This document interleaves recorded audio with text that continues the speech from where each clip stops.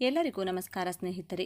ಓಂ ನಮೋ ಭಗವತೆ ವಾಸುದೇವಾಯ. ನಮ್ಮ ಉಪನಿಷತ್ತುಗಳು ಹೇಳುತ್ತವೆ, ದೇವರು ಕೇವಲ ಕಲ್ಲಿನ ವಿಗ್ರಹದಲ್ಲಿಲ್ಲ, ಅವನು ಪ್ರತಿಯೊಂದು ಜೀವಿಯಲ್ಲಿಯೂ ಇದ್ದಾನೆ. ಈ ಸತ್ಯವನ್ನು ಅರಿಯಲು ಮತ್ತು ಪ್ರಕೃತಿಯ ಸಂದೇಶವನ್ನು ಅರ್ಥ ಮಾಡಿಕೊಳ್ಳಲು ಈ ಶಕ್ತಿಶಾಲಿ ಮಂತ್ರದೊಂದಿಗೆ ಇಂದಿನ ಸಂಚಿಕೆಯನ್ನು ಆರಂಭಿಸೋಣ. ಕಾಮೆಂಟ್ ಬಾಕ್ಸ್ನಲ್ಲಿ ಭಕ್ತಿಯಿಂದ ಓಂ ಪ್ರಕೃತಿ ಮಾತಾಯೇ ನಮಃ ಎಂದು ಬರೆಯಿರಿ. ಆ ತಾಯಿಯನ್ನ ಸ್ಮರಿಸಿದರೆ ಮುಕ್ಕೋಟಿ ದೇವತೆಗಳನ್ನು ಪೂಜಿಸಿದಂತೆಯೇ ಸರಿ. ಅವಳ ಆಶೀರ್ವಾದ ನಿಮ್ಮ ಕುಟುಂಬದ ಮೇಲೆ ಸದಾ ಇರಲಿ. ನಿಮ್ಮ ಬೀದಿಯಲ್ಲಿ ನೂರಾರು ಮನೆಗಳಿವೆ, ಆದರೆ ಆ ಹಸು ಬಂದು ನಿಂತಿದ್ದು ನಿಮ್ಮ ಮನೆಯ ಬಾಗಿಲಲ್ಲಿ ಮಾತ್ರವೇಕೆ? ಸಾವಿರಾರು ಜನರು ರಸ್ತೆಯಲ್ಲಿ ಹೋಗುತ್ತಿರುತ್ತಾರೆ, ಆದರೆ ಆ ನಾಯಿ ಹಿಂಬಾಲಿಸಿದ್ದು ನಿಮ್ಮನ್ನ ಮಾತ್ರವೇಕೆ? ನಾವು ಇದನ್ನ ಕೇವಲ ಕಾಕತಾಳೀಯ ಎಂದುಕೊಳ್ಳುತ್ತೇವೆ. ಸುಮ್ಮನೆ ಮನೆ ಬಂತು ಹೋಯಿತು ಎಂದು ನಿರ್ಲಕ್ಷಿಸುತ್ತೇವೆ. ಆದರೆ ನಮ್ಮ ಹಿರಿಯರು ಒಂದು ಮಾತು ಹೇಳುತ್ತಾರೆ, ಅದೃಷ್ಟ ಬಾಗಿಲು ತಟ್ಟಿದಾಗ ಬಾಗಿಲು ತೆಗೆಯದಿದ್ದರೆ ಅದು ಮತ್ತೆ ಬರುವುದು ವರ್ಷಗಳ ನಂತರವಂತೆ. ಹೌದು, ದೇವರು ನೇರವಾಗಿ ಬಂದು ನಿಮ್ಮೊಡನೆ ಮಾತನಾಡುವುದಿಲ್ಲ. ಅವನು ತನ್ನಿಚ್ಛೆಯನ್ನ ತಿಳಿಸಲು ಅಥವಾ ಮುಂಬರುವ ಕಷ್ಟಗಳನ್ನು ಎಚ್ಚರಿಸಲು ಈ ಮೂಕ ಪ್ರಾಣಿಗಳನ್ನು ತನ್ನ ದೂತರನ್ನಾಗಿ ಕಳುಹಿಸುತ್ತಾನೆ. ಆ ಸಂಕೇತವನ್ನು ಅರ್ಥ ಮಾಡಿಕೊಂಡರೆ ನಿಮ್ಮ ಮನೆಗೆ ಬರಲಿದ್ದ ಕಷ್ಟವನ್ನು ತಡೆಯಬಹುದು ಅಥವಾ ಒಲಿದು ಬಂದ ಸಿರಿತನವನ್ನು ಸ್ವಾಗತಿಸಬಹುದು. ಆದರೆ ಕೇವಲ ಸಂಕೇತ ತಿಳಿದರೆ ಸಾಲದು. ಬಂದ ಅತಿಥಿಯನ್ನ ಸತ್ಕರಿಸುವುದು ಹೇಗೆ ಎಂದು ತಿಳಿಯದಿದ್ದರೆ ಬಂದ ಭಾಗ್ಯವು ಕೈಜಾರಿ ಹೋಗಬಹುದು. ಅದಕ್ಕಾಗಿ ಇಂದಿನ ವಿಡಿಯೋದಲ್ಲಿ ನಾವು ಪ್ರಾಣಿ ಪ್ರಪಂಚದ 8 ರಹಸ್ಯ ಸಂಕೇತಗಳನ್ನು ತಿಳಿಸುವುದರ ಜೊತೆಗೆ ಒಲಿದು ಬಂದ ದೈವವನ್ನು ಸ್ವಾಗತಿಸುವುದು ಹೇಗೆ, ಯಾವ ಪ್ರಾಣಿಗೆ ಯಾವ ಪದಾರ್ಥ ನೀಡಿದರೆ ನಮ್ಮ ದಾರಿದ್ರ್ಯ ಕಳೆಯುತ್ತದೆ ಎಂಬ ಸಂಪೂರ್ಣ ವಿಧಿವಿಧಾನವನ್ನು ಕೂಡ ತಿಳಿಸಿಕೊಡಲಿದ್ದೇವೆ. ನಿಮ್ಮ ಅದೃಷ್ಟದ ಬಾಗಿಲು ತೆರೆಯುವ ಕೀಲಿಕೈ ನಿಮ್ಮ ಮನೆಯ ಅಂಗಳಕ್ಕೆ ಬರುವ ಈ 8 ದೈವಿಕ ದೂತರ ಬಳಿ ಇರಬಹುದು. ಆ ರಹಸ್ಯವೇನು, ಅದನ್ನು ತಿಳಿಯಲು ಈ ವಿಡಿಯೋವನ್ನು ಕೊನೆವರೆಗೂ ನೋಡಿ. ಬನ್ನಿ, ಆ 8 ದೈವಿಕ ದೂತರು ಯಾರೆಂದು ನೋಡೋಣ. ಎಲ್ಲರೂ ಭಕ್ತಿಯಿಂದ ಓಂ ನಮಃ ಶಿವಾಯ ಅಂತ ಕಮೆಂಟ್ ಮಾಡಿ. ಅನಿರೀಕ್ಷಿತ ಅತಿಥಿ ಗೋಮಾತೆ. ಮೊದಲನೆಯ ಮತ್ತು ಅತ್ಯಂತ ಪವಿತ್ರವಾದ ಸಂಕೇತ ಗೋಮಾತೆ. ನೀವು ಗಮನಿಸಿರಬಹುದು, ಕೆಲವೊಮ್ಮೆ ನೀವು ಬಾಗಿಲು ತೆಗೆದ ತಕ್ಷಣ ಅಲ್ಲಿ ಯಾರು ಓಡಿದಿದ್ದರೂ ಕೂಡ ಕರೆಯದಿದ್ದರೂ ಒಂದು ಹಸು ಬಂದು ಶಾಂತವಾಗಿ ನಿಂತಿರುತ್ತದೆ. ಇದು ಅತ್ಯಂತ ಶುಭ ಶಕುನ. ಜ್ಯೋತಿಷ್ಯ ಶಾಸ್ತ್ರದ ಪ್ರಕಾರ ಹಸು ಶುಕ್ರ ಗ್ರಹದ ಸಂಕೇತ. ಶುಕ್ರ ಅಂದರೆ ಯಾರು ಐಶ್ವರ್ಯ, ಭೋಗ ಮತ್ತು ಸುಖವನ್ನು ನೀಡುವವನು. ಹಸು ನಿಮ್ಮ ಮನೆಗೆ ಬಂದು ತನ್ನಷ್ಟಕ್ಕೆ ತಾನೇ ಅಂಬಾ ಎಂದು ಕೂಗಿದರೆ ಸಾಕ್ಷಾತ್ ಮಹಾಲಕ್ಷ್ಮಿ ನಿಮ್ಮ ಮನೆಯನ್ನು ಪ್ರವೇಶಿಸಲು ಅನುಮತಿ ಕೇಳುತ್ತಿದ್ದಾಳೆ ಎಂದರ್ಥ. ಅದರಲ್ಲೂ ಕಪಿಲ ವರ್ಣದ ಹಸು ಬಂದರೆ ಅದು ಇನ್ನೂ ಶ್ರೇಷ್ಠ. ಅದು ನಿಮ್ಮ ಮನೆಯ ದಾರಿದ್ರ್ಯವನ್ನು ಹೀರಿಕೊಳ್ಳಲು ಬಂದಿರುತ್ತದೆ. ರಕ್ಷಕ ನಾಯಿ. ಎರಡನೆಯದು ನಾಯಿ. ನಾಯಿ ಕೇವಲ ನಿಯತ್ತಿನ ಪ್ರಾಣಿಯಲ್ಲ, ಅದು ವೇದಗಳ ಕಾಲದಿಂದಲೂ ಯಮನನ ದೂತ ಮತ್ತು ಕಾಲಭೈರವನ ವಾಹನ. ವಿಶೇಷವಾಗಿ ಶನಿ ದೋಷ ಇರುವವರಿಗೆ ನಾಯಿ ಒಂದು ವರದಾನ. ಒಂದು ವೇಳೆ ಪರಿಚಯವಿಲ್ಲದ ನಾಯಿ ನಿಮ್ಮನ್ನ ಹಿಂಬಾಲಿಸಿಕೊಂಡು ಬಂದರೆ ಅಥವಾ ನಿಮ್ಮ ಮನೆಯ ಮುಖ್ಯ ದ್ವಾರದ ಬಳಿ ಬಂದು ಬಾಗಿಲ ಕಡೆ ಮುಖ ಮಾಡಿ ಕುಳಿತರೆ ಇಲ್ಲಿ 2 ಅರ್ಥಗಳಿವೆ. ಒಂದು, ನಿಮ್ಮ ಮನೆಗೆ ಯಾವುದೋ ದುಷ್ಟಶಕ್ತಿ ಅಥವಾ ಕಾಯಿಲೆ ಪ್ರವೇಶಿಸಲು ಪ್ರಯತ್ನಿಸುತ್ತಿದೆ. 2, ಆ ದುಷ್ಟಶಕ್ತಿಯನ್ನು ತಡೆಯಲು ಸಾಕ್ಷಾತ್ ಭೈರವನೇ ನಾಯಿಯ ರೂಪದಲ್ಲಿ ಬಂದು ಕಾವಲು ಕಾಯುತ್ತಿದ್ದಾನೆ. ಅದು ನಿಮ್ಮ ಮನೆಯ ಕಾವಲುಗಾರ. ಪಿತೃಗಳ ಸ್ವರೂಪ ಕಾಗೆ. ನಮ್ಮ ಸನಾತನ ಧರ್ಮದಲ್ಲಿ ಕಾಗೆಗೆ ವಿಶೇಷ ಸ್ಥಾನವಿದೆ. ಕಾಗೆ ಎಂದರೆ ಶನಿದೇವನ ವಾಹನ ಮಾತ್ರವಲ್ಲ, ಅದು ನಮ್ಮ ಪಿತೃಗಳು ಅಥವಾ ಅಗಲಿದ ಹಿರಿಯರು. ಬೆಳಿಗ್ಗೆ ಎದ್ದ ಕೂಡಲೇ ನಿಮ್ಮ ಮನೆಯ ಮಹಡಿ ಅಥವಾ ಕಾಂಪೌಂಡ್ ಮೇಲೆ ಕಾಗೆ ಬಂದು ಜೋರಾಗಿ ಕೂಗುತ್ತಿದೆಯಾ? ಹಿರಿಯರು ಹೇಳುತ್ತಾರೆ ನೆಂಟರು ಬರುತ್ತಾರೆ ಎಂದು. ಇದರ ಗೂಢಾರ್ಥವೇನೆಂದರೆ ನಿಮಗೆ ಯಾವುದೋ ಅನಿರೀಕ್ಷಿತ ಸುದ್ದಿ ಅಥವಾ ಸಹಾಯ ಹರಿದು ಬರಲಿದೆ. ಆದರೆ ಎಚ್ಚರ, ನೀವು ಊಟ ಇಟ್ಟಾಗ ಕಾಗೆ ಅದನ್ನು ಮುಟ್ಟದೆ ಹಾಗೆ ಹೋದರೆ ನಿಮ್ಮ ಪಿತೃಗಳಿಗೆ ನಿಮ್ಮ ಮೇಲೆ ಕೋಪವಿದೆ ಎಂದರ್ಥ. ಇದು ಪಿತೃದೋಷದ ಲಕ್ಷಣ. ಕೂಡಲೇ ಪರಿಹಾರ ಮಾಡಿಕೊಳ್ಳಬೇಕು.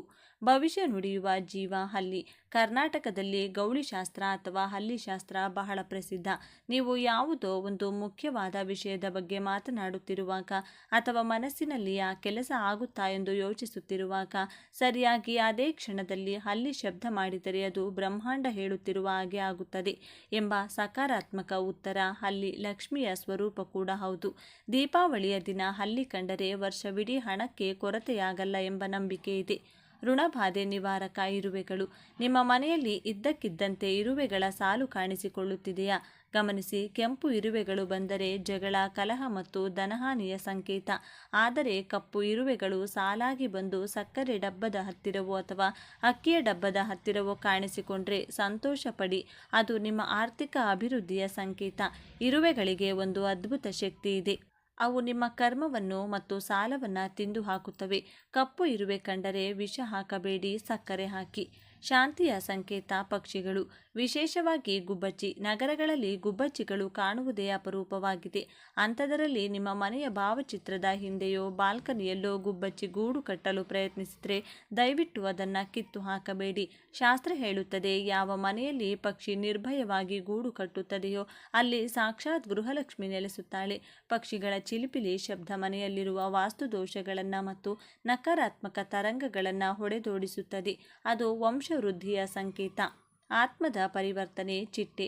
ನೀವು ಮಾನಸಿಕವಾಗಿ ಕುಗ್ಗಿ ಹೋಗಿದ್ದಾಗ, ಬೇಸರದಲ್ಲಿದ್ದಾಗ ಒಂದು ಬಣ್ಣದ ಚಿಟ್ಟೆ ನಿಮ್ಮ ಮನೆಯೊಳಗೆ ಬಂದರೆ ಅದು ಶ್ರೀಕೃಷ್ಣನ ಲೀಲೆ. ಚಿಟ್ಟೆ ಎಂದರೆ ಪರಿವರ್ತನೆ. ಕಷ್ಟದ ದಿನಗಳು ಕಳೆದು ನೀವು ಒಂದು ಹೊಸ ವ್ಯಕ್ತಿಯಾಗಿ ಬದಲಾಗುತ್ತಿದ್ದೀರಿ. ಸುಂದರವಾದ ದಿನಗಳು ನಿಮ್ಮನ್ನು ಕಾಯುತ್ತಿವೆ ಎಂಬ ಸಂದೇಶವದು. ಕುಲದೇವತೆಯ ಸಂಕೇತ ಹಾವು. ನಗರದಲ್ಲಿ ಹಾವು ಬರುವುದು ಕಷ್ಟ, ಆದರೆ ನಿಮ್ಮ ಕನಸಿನಲ್ಲಿ ಹಾವು ಪದೇ ಪದೇ ಬರುತ್ತಿದೆಯಾ ಅಥವಾ ತೋಟದ ಮನೆಯಲ್ಲಿ ಹಾವು ಕಾಣಿಸಿಕೊಳ್ಳುತ್ತಿದೆಯಾ? ಭಯಪಡಬೇಡಿ. ಹಾವು ಸುಬ್ರಹ್ಮಣ್ಯ ಸ್ವಾಮಿಯ ಮತ್ತು ಕುಂಡಲಿನಿ ಶಕ್ತಿಯ ಸಂಕೇತ. ಹಾವು ಕಂಡರೆ ಅದರರ್ಥ ನಿಮ್ಮ ಕುಲದೇವತೆ ನಿಮ್ಮ ಪೂಜೆಯನ್ನು ಬಯಸುತ್ತಿದ್ದಾಳೆ ಎಂದು, ಅಥವಾ ನಿಮಗೆ ಸಂತಾನ ಭಾಗ್ಯ ಮತ್ತು ಭೂಮಿಯ ಲಾಭ ಸಿಗಲಿದೆ ಎಂದು. ಸ್ನೇಹಿತರೆ, ಈ 8 ಜೀವಿಗಳು ಕೇವಲ ಪ್ರಾಣಿಗಳಲ್ಲ, ಇವು ಶಕುನಗಳು. ಈಗ ಹೇಳಿ, ಲಕ್ಷ್ಮಿ ನಿಮ್ಮ ಮನೆಗೆ ಬಂದಾಗ ನೀವು ಬಾಗಿಲು ಹಾಕಿಕೊಂಡ್ರೆ ನಷ್ಟ ಯಾರಿಗೆ?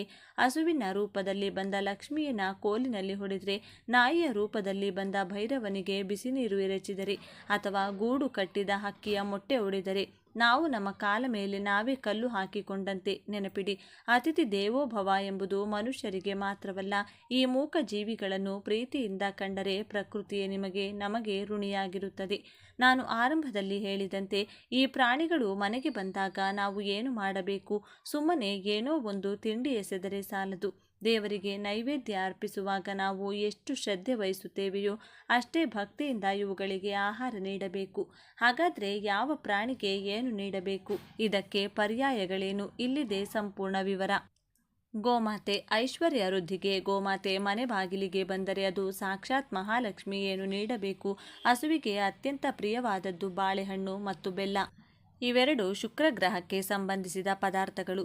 ಶುಕ್ರವಾರದ ದಿನ ಹಸುವಿಗೆ ಬೆಲ್ಲ ಮತ್ತು ಬಾಳೆಹಣ್ಣು ನೀಡಿದರೆ ಸಾಲದ ಬಾಧೆ ಕರಗಿ ಮನೆಯಲ್ಲಿ ಹಣದ ಹರಿವು ಹೆಚ್ಚಾಗುತ್ತದೆ. ಪರ್ಯಾಯವೇನು? ಒಂದು ವೇಳೆ ಮನೆಯಲ್ಲಿ ಬಾಳೆಹಣ್ಣು ಅಥವಾ ಬೆಲ್ಲ ಇಲ್ಲದಿದ್ದರೆ ಹಸಿರು ಹುಲ್ಲು, ಅಗಸೆ ಸೊಪ್ಪು ಅಥವಾ ಪಾಲಕ್ ಸೊಪ್ಪನ್ನು ನೀಡಬಹುದು. ಬುಧವಾರದ ದಿನ ರಾತ್ರಿ ನೆನೆಸಿಟ್ಟ ಹೆಸರು ಕಾಳನ್ನು ಬೆಳಿಗ್ಗೆ ಹಸುವಿಗೆ ತಿನ್ನಿಸಿದರೆ ವ್ಯಾಪಾರದಲ್ಲಿರುವ ತಡೆಗಳು ನಿವಾರಣೆಯಾಗುತ್ತವೆ. ಎಚ್ಚರಿಕೆ: ಬುಧವಾರದ ದಿನ ರಾತ್ರಿ ನೆನೆಸಿಟ್ಟ ಹೆಸರು ಕಾಳನ್ನು ಬೆಳಿಗ್ಗೆ ಹಸುವಿಗೆ ತಿನ್ನಿಸಿದರೆ ವ್ಯಾಪಾರದಲ್ಲಿರುವ ತಡೆಗಳು ನಿವಾರಣೆಯಾಗುತ್ತವೆ. ಎಚ್ಚರಿಕೆ: ಹಳಸಿದ ಅನ್ನವನ್ನಾಗಲಿ ಕೆಟ್ಟೋಗಿರೋ ತರಕಾರಿಗಳನ್ನಾಗಲಿ ದಯವಿಟ್ಟು ಹಸುವಿಗೆ ಹಾಕಬೇಡಿ. ಪ್ಲಾಸ್ಟಿಕ್ ಕವರ್ ಸಮೇತ ಎಸೆಯಬೇಡಿ. ಪ್ರೀತಿಯಿಂದ ನಿಮ್ಮ ಕೈಯಾರೆ ತಿನ್ನಿಸಿ, ನಂತರ ಅದರ ಹಣೆಯನ್ನು ಮುಟ್ಟಿ ನಮಸ್ಕರಿಸಿ. ಹಸುವಿನ ಹಣೆಯಲ್ಲಿ ಸಕಲ ದೇವತೆಗಳಿರುತ್ತಾರೆ. ಶ್ವಾನ, ನಾಯಿ ಶತ್ರು ಬಾಧೆ ನಿವಾರಣೆಗೆ. ನಾಯಿ ಭೈರವನ ಸ್ವರೂಪ.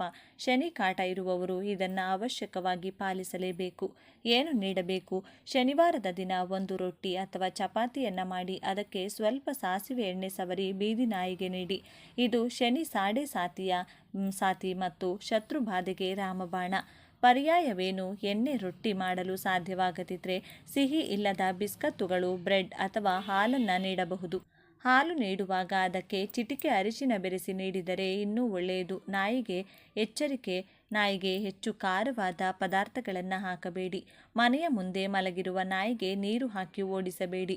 ಪಕ್ಷಿಗಳು ಗ್ರಹ ದೋಷ ಮತ್ತು ವಾಸ್ತುದೋಷಕ್ಕೆ. ಪಕ್ಷಿಗಳು ಆಕಾಶ ತತ್ವದ ಸಂಕೇತ.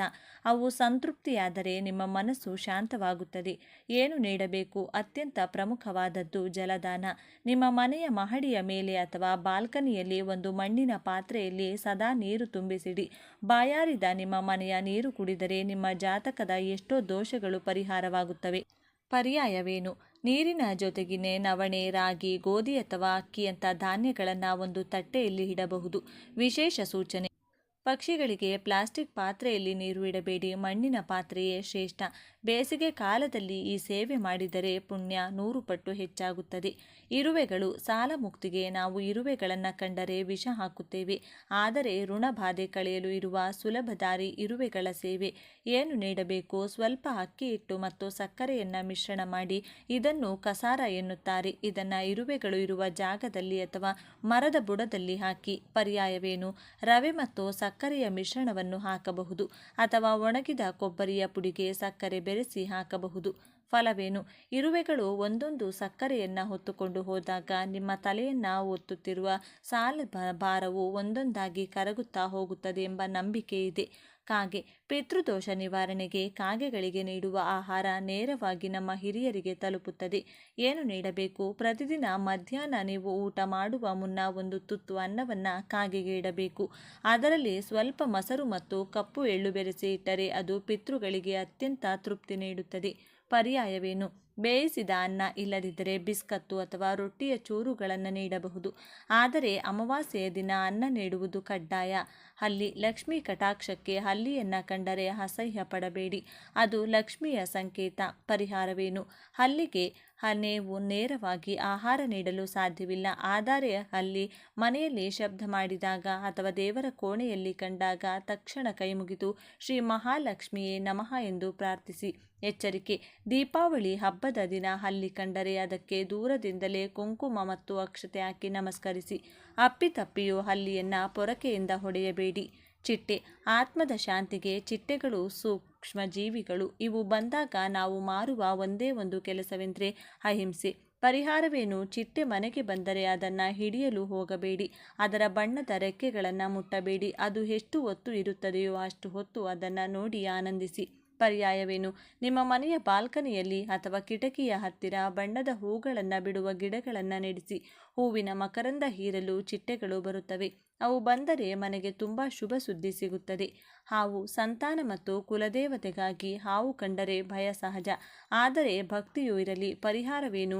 ಹಾವನ್ನು ಕಂಡರೆ ಹೊಡೆಯಲು ಹೋಗಬೇಡಿ, ಕೈಮುಗಿದು ದಾರಿ ಬಿಡಿ. ನಿಮಗೆ ಪದೇ ಪದೇ ಹಾವು ಕಾಣುತ್ತಿದ್ದರೆ ಅಥವಾ ಕನಸಿನಲ್ಲಿ ಹಾವು ಬರುತ್ತಿದ್ದರೆ ಹತ್ತಿರದ ಸುಬ್ರಹ್ಮಣ್ಯ ದೇವಸ್ಥಾನಕ್ಕೆ ಹೋಗಿ ಅಥವಾ ಹುತ್ತಕ್ಕೆ ಹಾಲನ್ನು ಎರೆದು ಬನ್ನಿ. ಪರ್ಯಾಯವೇನು?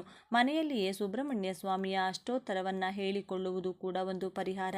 ಸ್ನೇಹಿತರೆ, ನೆನಪಿಡಿ, ದಾನ ಎಂದರೆ ಕೇವಲ ಮನುಷ್ಯರಿಗೆ ಕೊಡುವುದಲ್ಲ. ಬಾಯಿಲ್ಲದ, ಕೇಳಲಾರದ ಈ ಜೀವಿಗಳಿಗೆ ಹಸಿವಾದಾಗ ಅನ್ನ ನೀಡುವುದಿದೆಯಲ್ಲ, ಅದುವೇ ಮಹಾದಾನ.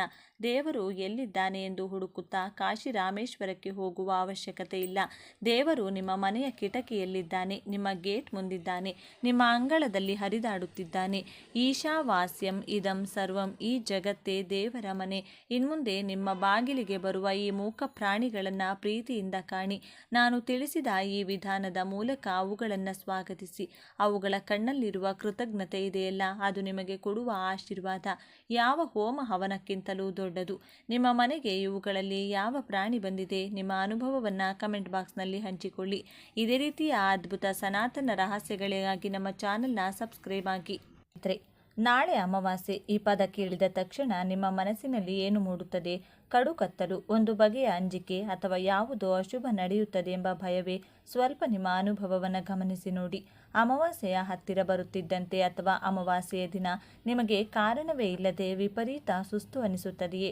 ಮನಸ್ಸು ಯಾವುದೋ ಭಾರಕ್ಕೆ ಸಿಕ್ಕಿ ಹಾಕಿಕೊಂಡಂತೆ ಭಾಸವಾಗುತ್ತಿದೆಯೇ? ಎಷ್ಟೇ ನಿದ್ದೆ ಮಾಡಿದರೂ ಮೈಕೈ ನೋವು ಅಥವಾ ಆಯಾಸ ಹೋಗುತ್ತಿಲ್ಲವೇ? ಅಥವಾ ಮನೆಯಲ್ಲಿ ಸಣ್ಣ ಸಣ್ಣ ವಿಷಯಕ್ಕೂ ದೊಡ್ಡ ದೊಡ್ಡ ಜಗಳಗಳು, ಮನಸ್ತಾಪಗಳು ನಡೆಯುತ್ತಿವೆಯಾ? ಇದಕ್ಕೆಲ್ಲ ಕಾರಣ ಕೇವಲ ನಿಮ್ಮ ಮನಸ್ಸಲ್ಲ. ಇದಕ್ಕೆ ಕಾರಣ ಬ್ರಹ್ಮಾಂಡದಲ್ಲಿ ನಡೆಯುತ್ತಿರುವ ಒಂದು ದೊಡ್ಡ ಬದಲಾವಣೆ. ನಿಮಗೆ ಗೊತ್ತಾ, ನಮ್ಮ ಹಿರಿಯರು ಅಮಾವಾಸ್ಯೆಯ ದಿನ ಮಕ್ಕಳೇ ಸಂಜೆ ಮೇಲೆ ಆಚೆ ಹೋಗಬೇಡಿ, ಮರದ ಕೆಳಗೆ ನಿಲ್ಲಬೇಡಿ, ಬಾಗಿಲು ಬೇಗ ಹಾಕಿ ಅಂತ ಯಾಕೆ ಪದೇ ಪದೇ ಎಚ್ಚರಿಸುತ್ತಿದ್ದರು? ಅದು ಸುಮ್ಮನೆ ಮಕ್ಕಳನ್ನು ಹೆದರಿಸುವ ತಂತ್ರ ಅಷ್ಟೇನಾ? ಅಥವಾ ಅವರಿಗೆ ಗೊತ್ತಿದ್ದ, ನಮಗೆ ಅರ್ಥವಾಗದ ಯಾವುದೋ ಕಾಣದ ಸತ್ಯ ಅಲ್ಲಿ ಅಡಗಿದೆಯಾ? ನಮ್ಮ ತಂತ್ರಶಾಸ್ತ್ರ ಒಂದು ಮಾತು ಹೇಳುತ್ತದೆ, ದೀಪ ಆರಿದ ಮೇಲೆ ಕತ್ತಲೆಯ ಆಟ ಶುರುವಾಗುತ್ತದೆ. ಹಿರಿಯರ ನಂಬಿಕೆಯಂತೆ ಚಂದ್ರನಿಲ್ಲದ ರಾತ್ರಿಯಲ್ಲಿ ಮಾನಸಿಕ ಮತ್ತು ಭಾವನಾತ್ಮಕ ಸಮತೋಲನ ಸ್ವಲ್ಪ ದುರ್ಬಲವಾಗುತ್ತದೆ ಎಂದು ಹೇಳಲಾಗುತ್ತದೆ. ಇಂತಹ ಸಮಯದಲ್ಲಿ ನಮ್ಮ ಸುತ್ತಮುತ್ತಲಿರುವ ನಕಾರಾತ್ಮಕ ಶಕ್ತಿಗಳು, ಗಾಳಿಯಲ್ಲಿರುವ ದುಷ್ಟ ಆಲೋಚನೆಗಳು ಮತ್ತು ಪರ ಅಸೂಯೆಯ ಕಣ್ಣುಗಳು 10 ಪಟ್ಟು ಬಲಗೊಳ್ಳುತ್ತವೆ. ಅವುಗಳಿಗೆ ತಡೆಯೇ ಇರುವುದಿಲ್ಲ. ಈ ಕಾರಣದಿಂದ ಸಣ್ಣ ವಿಷಯಗಳು ದೊಡ್ಡದಾಗಿ ಅನುಭವವಾಗಬಹುದು. ಆದರೆ ಭಯಪಡಬೇಡಿ. ಈ ಕತ್ತಲ ರಾತ್ರಿಯ ನಿಮ್ಮ ಮನೆಯನ್ನ ಕಾಯಲು ಪ್ರಕೃತಿ ತಾಯಿಯೇ ತನ್ನ ಮಡಿಲಲ್ಲಿ ಒಂದು ದೈವಿಕ ರಕ್ಷಕನನ್ನ ಸೃಷ್ಟಿಸಿದ್ದಾರೆ. ಅದೇ ಲೋಳೆಸರ, ಅಲೋವೆರಾ. ಅದು ನಿಮ್ಮ ಮನೆಯ ಬಾಗಿಲಲ್ಲಿ ನೇತಾಡುತ್ತಿದ್ದರೆ ಅಥವಾ ನಿಮ್ಮ ಹಿತ್ತಲಿನಲ್ಲಿ ಇದ್ದರೆ ಎಂತಹದ್ದೇ ಶಕ್ತಿಯು ನಿಮ್ಮ ಹೊಸ್ತಿಲು ದಾಟಲು ಭಯಪಡುತ್ತದೆ ಎಂಬ ಪಾರಂಪರಿಕ ನಂಬಿಕೆ ಇದೆ. ಇದನ್ನ ಕೇವಲ ಒಂದು ಗಿಡ ಅಂದುಕೊಳ್ಳಬೇಡಿ, ಇದೊಂದು ಜೀವಂತ ಯಂತ್ರ. ಅಂತ ಅಮಾವಾಸ್ಯೆಯ ಕತ್ತಲಲ್ಲಿ ಈ ಗಿಡವನ್ನ ಮುಟ್ಟಿದರೆ ಏನಾಗುತ್ತದೆ? ಬನ್ನಿ ಆ ರಹಸ್ಯದ ಬಾಗಿಲು ತೆರೆಯೋಣ. ಇದು ತಂತ್ರಶಾಸ್ತ್ರದ ವಿಷಯ. ವಿಡಿಯೋವನ್ನು ಸ್ಕಿಪ್ ಮಾಡದೆ ಪೂರ್ತಿಯಾಗಿ ನೋಡಿ, ಯಾಕೆಂದರೆ ಅರೆಬರೆ ಜ್ಞಾನ ಅರಿವಿಗೆ ವಿಷ. ವಿಡಿಯೋದ ಕೊನೆಯಲ್ಲಿ ನಾನು ನಿಮಗೊಂದು ಅತೀಂದ್ರಿಯ ರಹಸ್ಯವನ್ನು ಹೇಳಲಿದ್ದೇನೆ.